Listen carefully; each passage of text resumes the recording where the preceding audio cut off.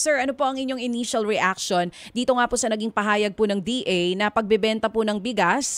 Ito po ba sa tingin ninyo ay kumbagay pang matagalan at makabubuti po para sa ating mga magsasaka?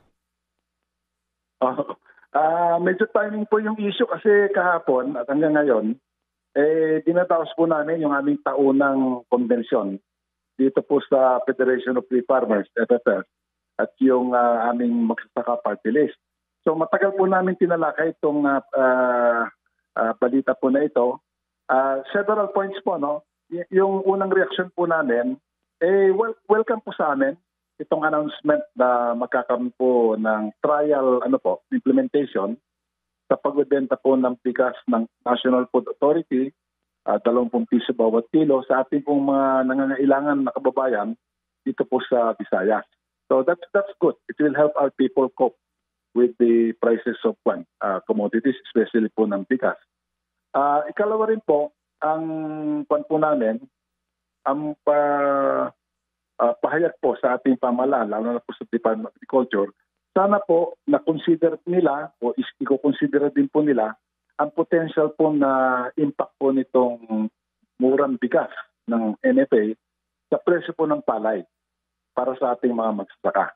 Because 20 pesos per kilo rice from NFA, ang katumbas po niyan sa presyo po ng palay sa farm gate is about 10 pesos per kilo.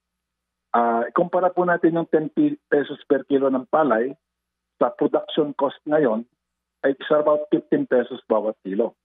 So kung yan ang magiging posibleng epekto po ng mababang presyo po ng bigas sa presyo po ng palay at 10, malulugi po yung para natin ng 5 pesos bawat kilo po ng palay niya.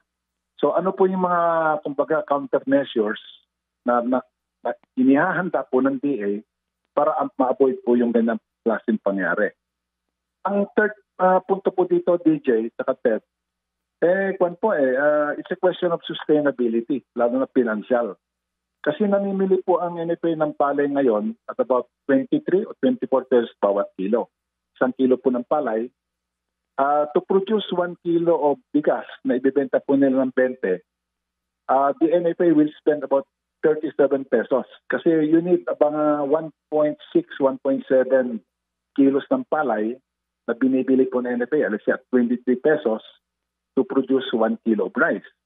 So that 1.6, 1.7 kilos times 23, magiging kuwan po yan, 37 ang gastos po ng gobyerno, ibibenta ngayon at 20. So every kilo po na ibibenta po ng NFA sa mga consumer, lugi pong gobyerno ng 17 pesos. Ilan po ba ang consumers sa Visayas ang tinatarget po na makikinabang dito sa mura? Let's say, I'll give a ballpark figure, 1 million pan po. Mahirap na kababayan natin sa Visayas. So every day, magbibenta ka ng 1 kilo, malulugi po yung NFA ng 16, 17 pesos per kilo per consumer. If you multiply that by 1 million consumers, in my rough estimate, that's a daily subsidy po o pagkalugi ng 17 million pesos a day. Sa isang buwan po, 30 days po yan. So isang buwan na lang, mga kalahating bilyong piso na po ang gugulin po ng gobyerno po na saka pagkalugi times 12 months. That's 6 billion pesos in my ballpark estimate just for the Visayas.